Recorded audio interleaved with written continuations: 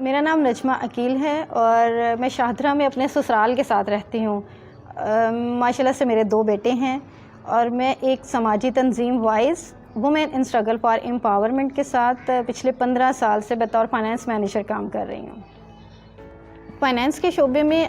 آپ کو زیادہ تر مرد حضرات ہی سماجی تنظیموں میں کام کرتے ہوئے نظر آئیں گے، لیکن میں ان چند عورتوں میں سے ہوں جو تقریباً پچھلے 15 سال سے نہ صرف اس آرگنائزیشن میں اپنی خدمات سر انجام دے رہی ہے، بلکہ اس کے ساتھ ساتھ آرگنائزیشن کے سماجی مسائل اور ان کے حل جیسی ایکٹیویٹیز میں بھی حصہ لینے کا مجھے موقع ملا، جس میں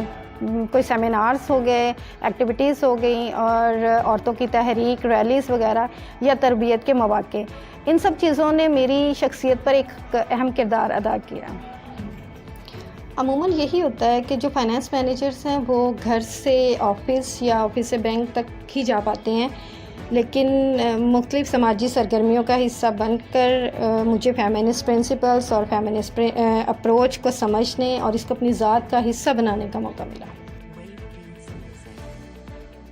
پہلے میں صرف فائنانس ڈپارٹمنٹ کو دیکھتی تھی، لیکن اب میری ذاتی شخصیت ایک فیمنسٹ ٹرینر میں تبدیل ہو گئی ہے۔ وائس میں سینئر مینجمنٹ کا حصہ ہونے کے ساتھ ساتھ میں ہراسمنٹ انکوائری کمیٹی کی ممبر ہوں اور پہلے سے بہتر فیصلہ سازی کرتی ہوں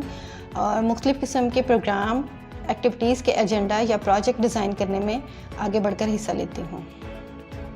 میں کوئک بک جیسے فائنینشیل سافٹ ویئر کو نہ صرف لیڈ کرتی ہوں بلکہ فیمنسٹ اپروچ اور جینڈر بجٹنگ ٹول کو بھی اپلائی کرتی ہوں۔ میری جو پروفیشنل گروتھ ہے فائنانس کے علاوہ، وہ ایک بااختیار عورت کی ہے جو اپنے گھر اور سسرال اور بچوں کو بہتر طریقے سے مینیج کرتی ہے۔ میں نے اپنے پروفیشن کے ساتھ ساتھ ایک چھوٹا سا انیشیٹو لیا ہے جس میں نے 14 معذور بچیوں کو ان کے سوشل ویلفیئر ڈپارٹمنٹ میں رجسٹرڈ کروایا، ان کے CNIC پروسیس کروائے، جس کی وجہ سے وہ ریاست سے 23 فائدوں سے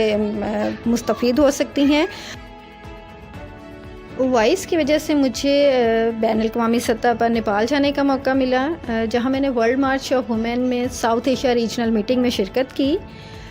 اور پہلی بار مختلف زبانوں، رنگ و نسل کی باقی عورتوں کے ساتھ ملنے کا موقع اور ملکی سطح سے بین الاقوامی سطح پر میری لیڈر خواتین کے ساتھ نیٹ ورکنگ بنی۔ پہلے مجھے گھر اور کام کے دوران کچھ مسائل کا سامنا کرنا پڑتا تھا، لیکن اب میں ہر مسئلے کا حل تلاش کرتی ہوں اور کھل کر بات چیت کرتی ہوں اور مجھے لگتا ہے جیسے میرے اندر ایک لیڈرشپ صلاحیت موجود ہے۔